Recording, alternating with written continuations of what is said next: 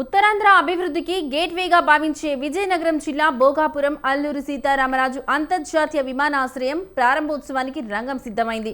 ప్రపంచ స్థాయి హంగులతో రూపుదిద్దుకున్న ఈ విమానాశ్రయాన్ని ఆగస్టు 1న ప్రధానమంత్రి నరేంద్ర మోదీ జాతికి అంకితం చేయనున్నారు.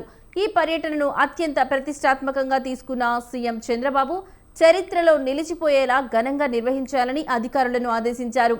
చంద్రబాబు సూచనలతో కేంద్ర విమానయాన శాఖ మంత్రి కింజరపు రామ్మోహన్ నాయుడు, మంత్రులు కొండపల్లి శ్రీనివాస్, వంగలపూడి అనిత, జిల్లా కలెక్టర్, ఎస్పీ తదితర ఉన్నతాధికారులు భోగాపురంలోనే మఖాం వేసి ఏర్పాట్లను ముమ్మరం చేశారు.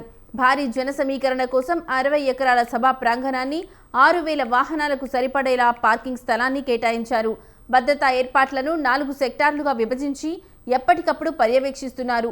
ఈ విమానాశ్రయ రాకతో ఉత్తరాంధ్ర ఇక ఉత్తమాంధ్రగా మారనుందని కేంద్ర మంత్రి వ్యాఖ్యానించగా, ఈ ప్రారంభోత్సవ ఘట్టాన్ని ప్రజలంతా పండుగలా జరుపుకోవాలని సీఎం చంద్రబాబు పిలుపునిచ్చారు.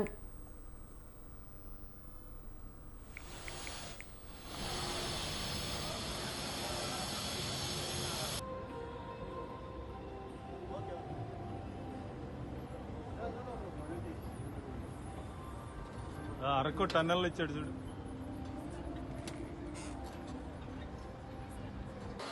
లాంజ్లు కూడా చాలా బాగున్నాయి.